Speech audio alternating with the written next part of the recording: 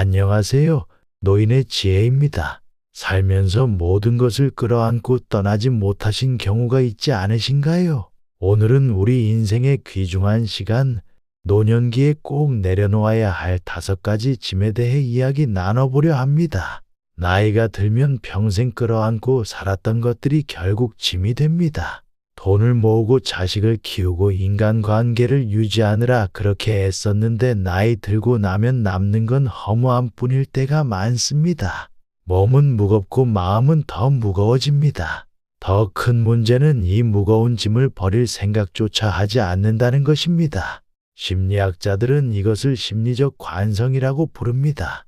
오랫동안 지속된 생각과 행동 패턴을 바꾸기 어려워하는 심리적 경향이지요. 하지만 지금이라도 과감히 내려놓아야 합니다. 쓸데없는 감정과 관계, 후회와 집착을 내려놓는 순간 인생이 훨씬 가벼워집니다. 노년의 행복한 사람과 불행한 사람의 차이는 간단합니다. 버릴 줄 아느냐 아니면 끝까지 짊어지고 가느냐의 차이입니다. 지금부터 늙어서 후회 없이 살기 위해 반드시 버려야 할 5가지를 알려드리겠습니다. 첫 번째, 자식에게 기대하는 마음을 버려야 합니다. 늙으면 자식이 나를 돌봐줄 거라 믿는 사람들이 많습니다. 하지만 그 믿음은 위험합니다. 심리학에서는 이런 기대를 상호 의무감의 비대칭성이라고 설명합니다. 부모는 자식에 대한 의무감을 크게 느끼지만 자식은 그만큼 강한 의무감을 느끼지 않는 경우가 많지요. 자식은 부모를 사랑할지 몰라도 부모 인생을 책임져 주지는 않습니다. 내가 키웠으니 나를 챙겨야 한다고 생각하는 순간 노년의 삶은 자식의 손에 좌우됩니다. 기대가 크면 실망도 큽니다. 부모를 모시는 시대는 이미 끝났습니다. 자식은 자기 삶을 사느라 바쁩니다. 부모가 외롭다고 힘들다고 해서 무조건 곁에서 돌봐줄 수 없습니다. 처음에는 신경 써 주다가도 시간이 지나면 점점 연락이 뜸해집니다. 서운함이 쌓이고 원망이 시작됩니다. 결국 부모 자식 간의 관계는 멀어지고 남는 것은 허탈함 뿐입니다. 더 큰 문제는 자식에게 집착하는 순간 인생이 좁아진다는 것입니다. 자식이 찾아오기를 기다리고 연락을 기다리면서 하루를 보냅니다. 스스로 할 수 있는 일도 자식이 해주길 바라면서 점점 무기력해집니다. 자식에게 의존하는 순간 내 삶은 내 것이 아니게 됩니다. 기대하지 않으면 서운할 일도 없습니다. 자식이 찾아오면 반갑고 오지 않으면 내 할 일을 하면 됩니다. 노년의 삶은 자식이 책임지는 것이 아니라 내가 책임지는 것입니다. 자식에게 기대는 마음을 내려놓는 순간 삶이 더 가벼워집니다. 두 번째, 쓸데없는 인간관계를 버려야 합니다. 나이가 들수록 인간관계가 많을수록 좋다고 생각하는 사람들이 있습니다.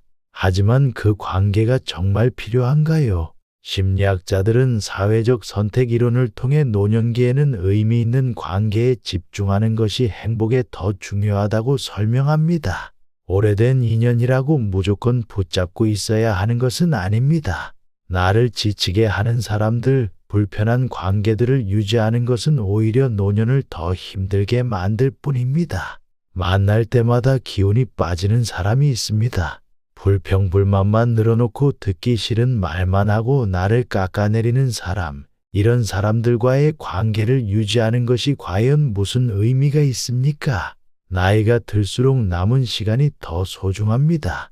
이런 사람들에게 시간을 빼앗기는 것은 스스로를 갉아먹는 것과 같습니다. 자식보다 친구가 더 중요하다는 말이 있습니다. 맞는 말입니다. 하지만 진짜 친구가 아니라면 오히려 혼자가 더 낫습니다. 억지로 관계를 유지하는 것보다 혼자서 편하게 사는 것이 더 행복할 수 있습니다. 불필요한 모임, 의무적인 만남, 가식적인 관계는 이제 정리해야 합니다. 관계를 버리는 것이 외로움을 의미하는 것은 아닙니다. 오히려 불필요한 관계를 정리해야 진짜 좋은 인연이 남습니다.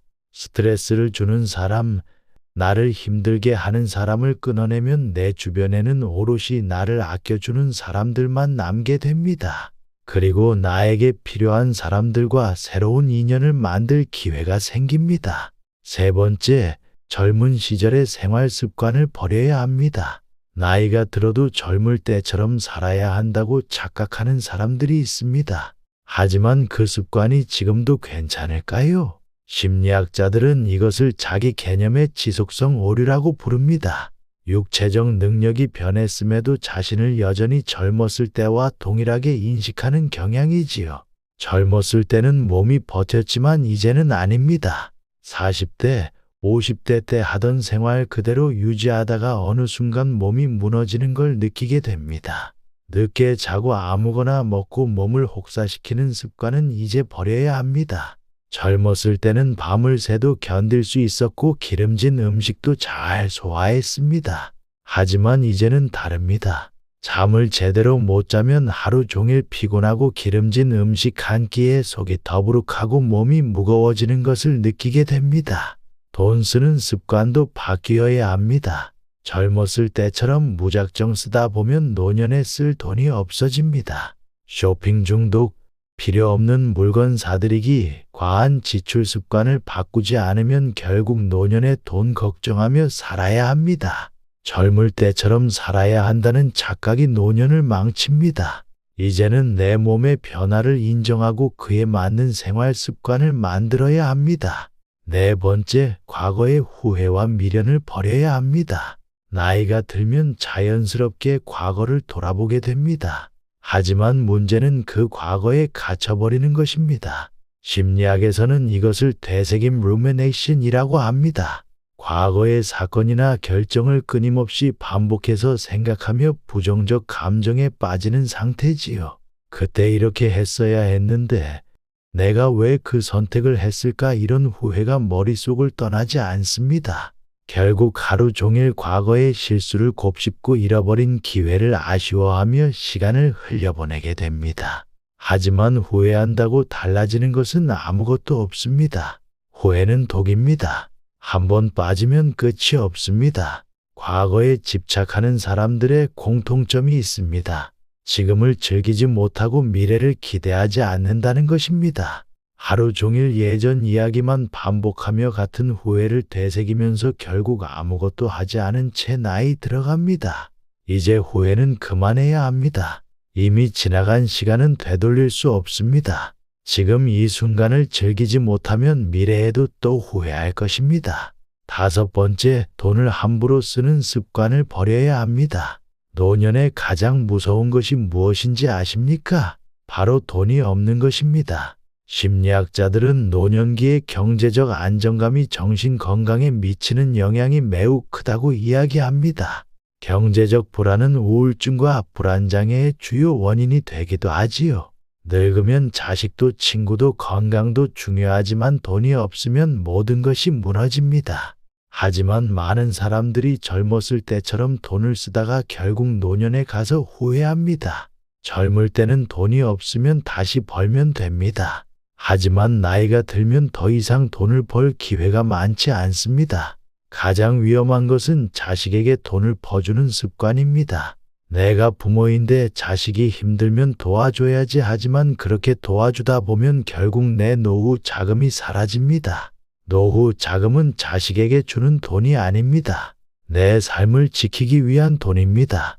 노년에는 돈을 어디에 쓰느냐가 행복을 결정합니다. 지금부터라도 돈을 지켜야 합니다. 노년에 돈이 없으면 내 인생도 내 것이 아닙니다. 돈이 있어야 선택할 수 있고, 돈이 있어야 건강을 지킬 수 있으며, 돈이 있어야 인간관계도 유지할 수 있습니다. 돈을 함부로 쓰는 습관을 버리는 순간 노후가 안전해집니다. 돈을 지키는 것이 곧 나 자신을 지키는 것입니다. 평생 끌어안고 살았던 것들이 노년에는 짐이 될 수 있습니다. 하지만 이 짐들을 내려놓는 순간 우리의 삶은 훨씬 더 가벼워집니다.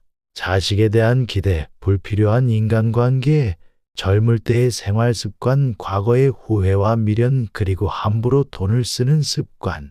이 5가지를 내려놓는다면 노년의 삶은 훨씬 더 행복하고 편안해질 것입니다.